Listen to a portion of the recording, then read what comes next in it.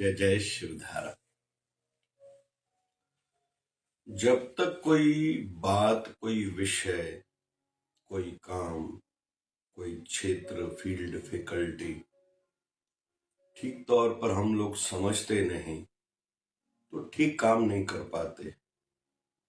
उस दिशा में, उस डायरेक्शन में अगर काम ठीक नहीं कर पाएंगे तो रिजल्ट, फल या परिणाम की अच्छे की आशा कैसे रखी जा सकती है। इसलिए ही जरूरी होता है आध्यात्मिक दृष्टि से सत्संग, कथा, प्रवचन में जाना, गुरु शरण लेना, ध्यान से, भावना से गुरु वचनों को सुनना, जीवन में धारण करना और जीते जी आनंदमय जीवन जीना, जीते जी अमरता पद पाना, अपने शरीर के जीवन के अंत को अच्छा बनाना और परलोक को भी संवारना। संसारी दृष्टि से सुकून भरा जीवन गुजारना, कामयाब अपने क्षेत्र में, फील्ड में होते रहना, नाम भी कमाना, यश भी कमाना, अपनों का प्यार, आशीर्वादें भी कमाते जीवन में आगे बढ़ते रहना। तो यह सब संभव है, पॉसिबल है। लेकिन इसको जब तक समझेंगे नहीं, वैसा करेंगे नहीं तो रिजल्ट या फल कैसे प्राप्त करेंगे। तो आज हम लोग एक विशेष गुण के संदर्भ में समझने का प्रयास करेंगे। वह गुण है, फल कभी भी मीठा होगा, रिजल्ट कभी भी आनंददायक ही होगा। कोई भी परिणाम हम जो भी चाहते हैं वह सुख देने वाला, शांति देने वाला होगा। लेकिन उसके लिए जो हमने कर्म किया, जिस प्रोसेस से गुजरे, वह कभी भी आनंदमय नहीं होगा। वह संघर्ष भरा होगा, मेहनत से, हार्ड वर्किंग से ही भरा हुआ होगा। धैर्य रखना पड़ेगा, संभल के, समझ के एक एक कदम आगे बढ़ना होगा, तभी फल, तभी रिजल्ट अच्छा मिलेगा। प्रोसेस जो भी है, कर्म जो भी है, उसमें मजा नहीं आएगा, वो सजा लगेगा, होगा नहीं, सजा लगेगा। लेकिन मजा आएगा रिजल्ट के बाद, फल के बाद। जैसे स्टूडेंट साल भर पढ़ाई करते हैं, उनको मजा नहीं आता, उनको सजा लगती है। लेकिन जब अच्छे मार्क्स आते हैं, जिन्होंने बहुत पढ़ाई करी, दोस्तों के साथ ज्यादा घूमे नहीं, ज्यादा एंटरटेनमेंट से खुद को बचाया, फजूल की बातों से खुद को बचाया, तो लोगों के हिसाब से उन्होंने सजा भुगती है। उनको भी कभी कभी लगता होगा मैंने सजा भुगती है। लेकिन जब अच्छा रिजल्ट आएगा, वही आगे चल के जब कोई इंट्रेंस एग्जाम पास करेंगे, बैचलर डिग्री, फिर मास्टर डिग्री पास करेंगे, फिर उनको जब अच्छा कभी जॉब मिलेगा या अच्छा धंधा करेंगे, पैसा कमाएंगे, नाम होगा और साथ साथ में आशीर्वाद मिलेंगी, उस बच्चे के कारण माँ बाप का सर ऊंचा होगा। तो जब फल मिलेगा उनको, मजा तब आएगा, सुकून तब मिलेगा। जब वो पढ़ाई कर रहे थे उस समय मजा कोई नहीं था। जिस भी बाप या दादा के बेटे की शादी की है, तैयारियां चल रही है, या बेटी की शादी की तैयारियां चल रही हैं, तैयारियों में कोई मजा नहीं है। थोड़ा अच्छा लग रहा है, लेकिन कहीं तो भी चिड़चिड़ाहटपन आ जाती है, कभी चिंता सताती है, कभी कभी कुछ तकलीफें आती है। कभी हलवाई ने धोखा दिया, होटल वाले ने धोखा दिया, शहनाई वाले ने, फिर कपड़े अच्छे नहीं मिले, दर्जी ने धोखा दिया, ये हुई तकलीफ, वो हुई, कोई मेहमान आने वाला था नहीं आ रहा, कोई अपनों से तनाव बन गया, ये होगा। लेकिन जिस दिन विवाह बेटे का हो गया, घर में लक्ष्मी आई, बहू रानी आई, उस दिन फल आया, सुकून मिलेगा। बेटी का विवाह हुआ, वो अपने वर घर में जाके सुखी हुई, पिता के मन को शांति मिलेगी, माता के मन को शांति मिलेगी। लेकिन जो प्रोसेस था उस समय शांति नहीं थी। गृहिणी रोटी बना रही है, आग का ताप सह रही है, 3-3 घंटे एक पैर पर खड़ी है, सब्जी काटी, धोई, तैयार करी, फिर अलग अलग चावल आदि बनाए, जो भी घर में रोटी आदि, जो भी, फिर मीठे की व्यवस्था करी। उस समय उनको तनाव था। दूसरे शब्द में कहे, ये तपस्या थी उसकी। फल जब आएगा सुकून तब मिलेगा। तपस्या में सुकून नहीं है। वैसे तपस्या तो संघर्ष है, एक मेहनत है। लेकिन जब मेहमानों ने, घर वालों ने कहा बहुत अच्छी रोटी बनी थी, आज तो हमने ज्यादा खा ली, मजा आ गया, तो उनको फल के टाइम पे, रिजल्ट के टाइम पे उनको अच्छा लगा, सुकून मिला कि मेरे मेहनत का ये फल मुझे मिला। ऐसे ही हर क्षेत्र में बहुत से ऐसे धंधे हैं, जैसे पुलिस है, डिपार्टमेंट है, सैनिक है, डॉक्टर्स हैं, हेल्थ कर्मचारी जितने भी हैं, बहुत से ऐसी फील्ड फैकल्टीज हैं जिनको त्योहारों के दिन, छुट्टियों के दिन उल्टा ज्यादा काम करना पड़ता है। लेकिन जैसे अभी राम मंदिर की रामलला अपने जन्म स्थल पर विराजमान हुए, तो कितनी नई तैयारियां, बहुत से लोगों ने इसमें योगदान दिया। अभी प्रभु अपने घर में विराजित हो गए, उस समय तनाव था। मैं भी गया था अयोध्या, रास्ते में कितने नई प्रोसेस से गुजरना पड़ा, चेकिंग हुई, हमें भी गवर्नमेंट की ओर से इनविटेशन मिली थी। 2 दिन 3 दिन हमारा भी वहां सुखद तो था ही, लेकिन कहीं तो भी कुछ न कुछ इधर उधर की बातें भी सुनने में आ रही थी। लेकिन जब रामलला का प्रथम दर्शन हुआ, आंखों से जल भर आया, खुशी के, भाव के, प्रेम के, उन आंसुओं को रोक नहीं पाए, तब जाके सुकून मिला। रास्ते में रेलवे स्टेशन पर स्वाभाविक तकलीफ आई होंगी, कहीं कूली नहीं मिला होगा, व्यवस्था में थोड़ी बहुत प्लस माइनस हुआ होगा, लेकिन सुकून तब मिला जब राम जी का दर्शन पाया। ऐसे ही हर क्षेत्र में, आध्यात्मिकता में भी, ध्यान में बैठो मन नहीं लगता, कभी कभी लगता है मैं तो तंग आ गया हूं, कितनी बार बैठूं, कितने दिन तक बैठूं, कितने समय तक बैठूं सिमरन में। लेकिन जिस दिन मन सिमरन में लग जाता है, उस समय लगता है नहीं, हो गया, मेरा सार्थक सफल हो गया। लेकिन ये हर पल जब बैठेंगे नहीं आता, लाभ उतना मिलता, सुकून, आनंद नहीं मिलता। फिर जब आध्यात्मिक सिद्धि प्राप्त हो जाती है, तब जाके आनंद मिलता है, थकान उतर जाती है। तो आज हम लोग सीख रहे हैं, प्रोसेस कभी भी कष्ट पहुंचाने वाला होगा। जब हम मंजिल पर पहुंच जाएंगे, जो प्राप्त करना चाह रहे हो, जब वो पा लिया, तो सुकून मिलेगा। लेकिन हम लोग गलती कहाँ करते हैं, हम लोग कर्म को मजा का भाव ढूंढते हैं, मुझे मजा नहीं आ रहा। नया विवाह हुआ, मजा शुरू में नहीं आएगा भाई, लेकिन वो सदा के लिए उस बच्ची जो जिस घर में लक्ष्मी बन के, बहू रानी बन के आई, शुरू के दिनों में मजा नहीं आएगा, लेकिन आगे चल के वही घर की लक्ष्मी, चाबी उसके हाथ में आने वाली, उसके माध्यम से संतान का जन्म होगा, वही उस घर की मालकिन भी बनेगी। लेकिन पहले दिन कैसे मजा आएगा, नई नौकरी ली है, नया पार्टनरशिप किया है, हो सकता है शुरू में जो भावनाएं थी थोड़ा अच्छा लग रहा था, लेकिन इस बीच में प्रोसेस, जब काम करना पड़ेगा तो सजा लगेगी, लेकिन जब रिजल्ट आएगा तो मजा आएगा। तो काम करते समय हम मजा न ढूंढें।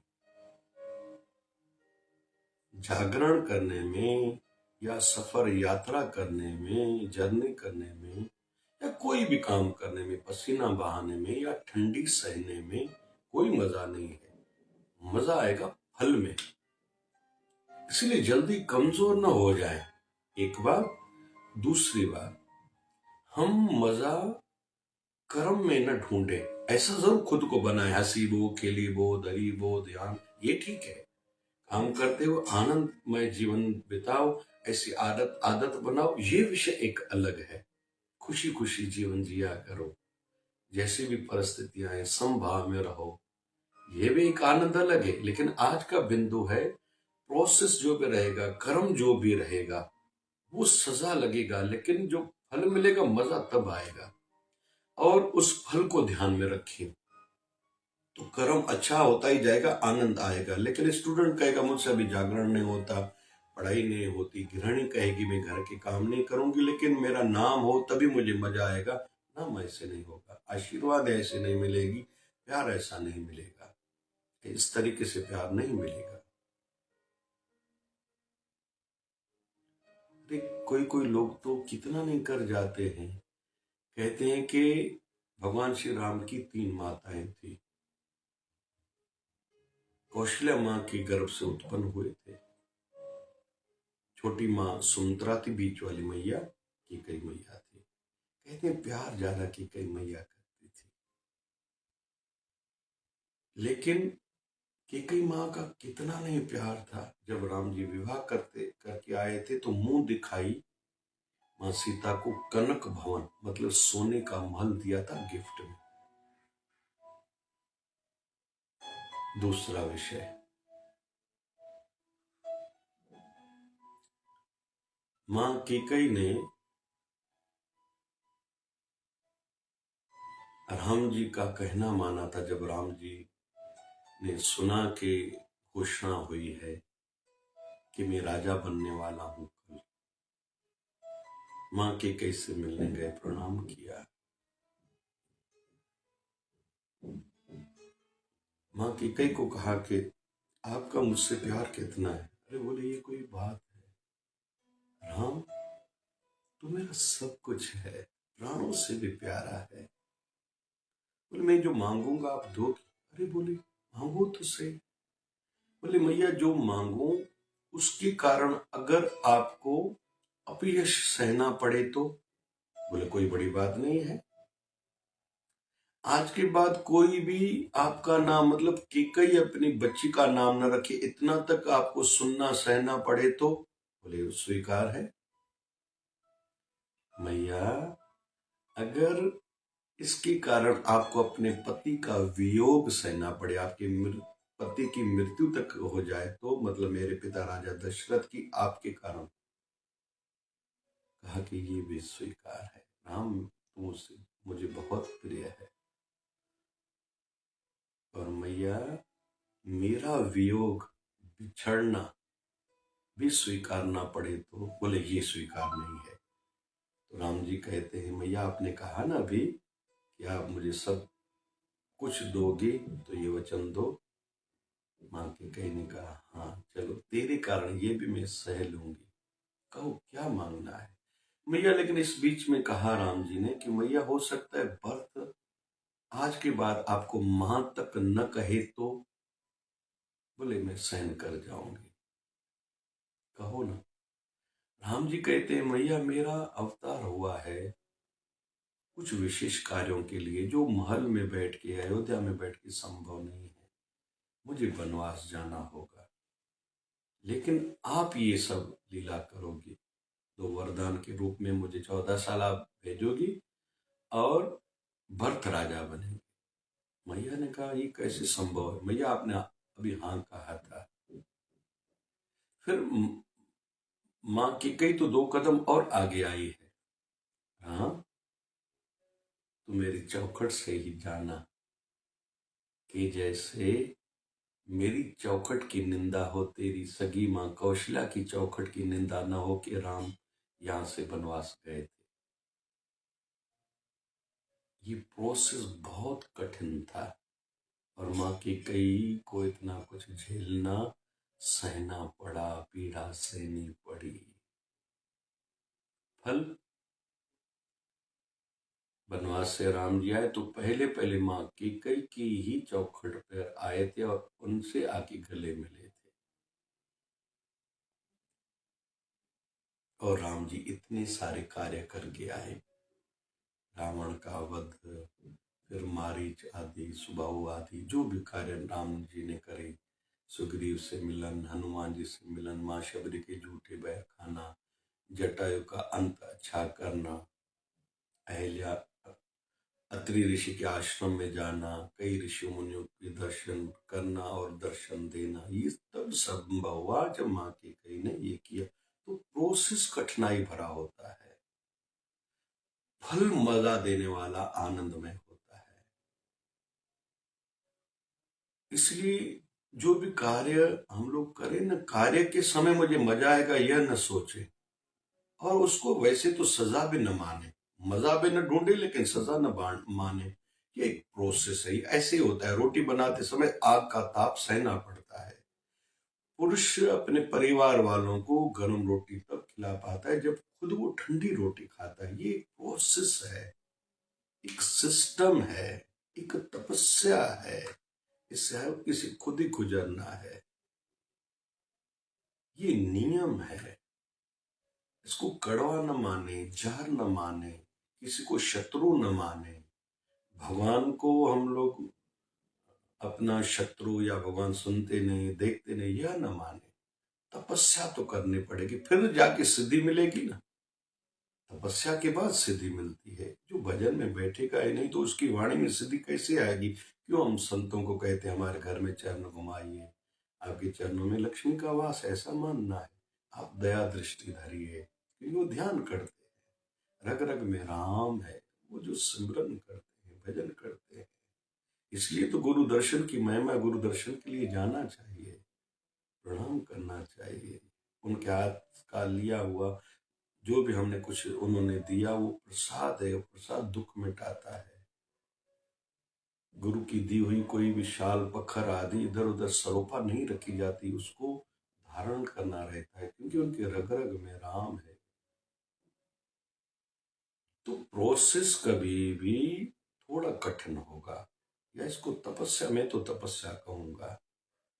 फल आनंददायक होगा, कभी कभी फल मिलने में देरी भी रहेगी, फल थोड़ा उल्टा भी हो सकता है, लेकिन आज नहीं तो कल बहुत मेहनत, ध्यान से, भाव से किया हुआ कर्म,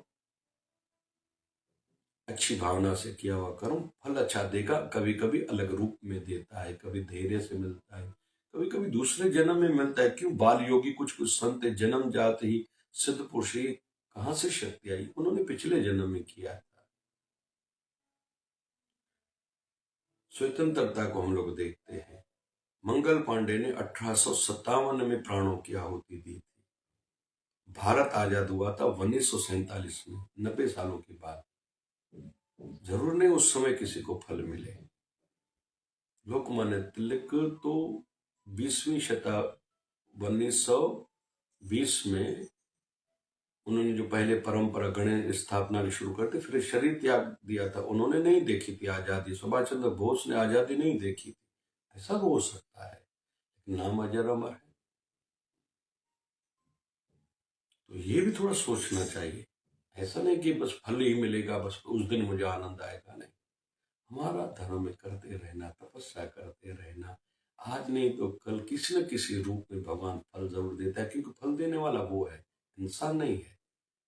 किस रूप में देगा, किस तरीके में देगा, जीवन के किस मोड़ में देगा, मिलेगा जरूर। लेकिन यह याद रहे, हमारे गुरुदेव भगवान 1008 सदगुरु स्वामी शिव भजन जी महाराज कहते थे, अपने कर्म पर ध्यान टिकाए रखो, फल पर नहीं। फल खुद ही अच्छा मिलेगा, कर्म अच्छा करोगे फल अच्छा मिलेगा, लेकिन तेरा धर्म बनता है तो कर्म को अच्छी तरीके से कर, भावना से कर, जो भी कर्म करते हो।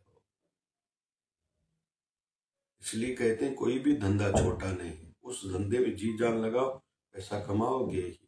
सेवा कोई भी है, करोगे, वो सेवा तुम्हें निखारेगी, ऊपर उठाएगी। जो भी गुरु ने मंत्र दिया है वो उत्तम है, इसमें शंका नहीं करो। आपके गुरु उत्तम है, उसमें शंका नहीं करो। ऐसा नहीं कोई नया भीड़ वाला महापुरुष मिलेगा वो उत्तम है आपका गुरु, जिनके पास भीड़ कम है कोई कमजोर है, ऐसा विषय नहीं है। माँ बाप आपके श्रेष्ठ है, जीवन साथी आपका अच्छा है, बच्चे जैसे भी आपके ही हैं, आप उनको संवारो, सुधारो, बनाओ कुछ। आपके माँ बाप से बड़ा कोई नहीं है, इसमें विचलित नहीं होना है। कर्म करते रहना है। पुंडरीक ने भगवान विट्ठल को प्रकट किया ना, माँ बाप की सेवा करके। संभव है, हो सकता है। हमारे एक अंतिम उदाहरण, वेस्ट बंगाल के ईश्वरचंद विद्यासागर, बाल विवाह प्रथा पर चोट मारी थी, काम किया था, बंद कराया था, नाइट स्कूल्स खोले थे। किससे? जो कमाते थे वो उसी में लगाते थे, बस घर केवल रोटी खानी है। और यहां तक भी कहते हैं कि एक बार किसी ने आके कहा कि कल रात को व्यक्ति कोई आपके घर से लौट के गया, क्योंकि आपका दरवाजा बंद था। सवेरे जैसे पता चला, चौखट से दरवाजा निकाल दिया। किसी ने पूछा क्यों? बोले न होगी आगे चौखट, न लगेंगे पल्ले दरवाजे, न लगेंगे दरवाजे, न लगेगी अंदर से कुंडी, न लगेगी कुंडी, न लगेगा अंदर से ताला, और न लगेगा ताला, न कोई लौट के जाएगा। आज के बाद मेरे घर से कोई दुखी, दीन, दर्दमंद कोई लौट के न जाए। तो उस समय कुछ लोगों ने उनका विरोध भी किया था, लेकिन इतिहास में वो अजर अमर है। तो हम लोग प्रोसेस में सजा न समझे, प्रोसेस में मेहनत करनी है, तपाना है खुद को, तपस्या करनी है, फल अच्छा होगा। वो कभी कभी लेट हो तो चिंता नहीं, मिलेगा जरूर। वो परमात्मा है ना, दयालु है, रखता नहीं है। एक कोई बीज बोता है गेहूं का तो उसको कई गेहूं के दाने वापस लौटा के देता है।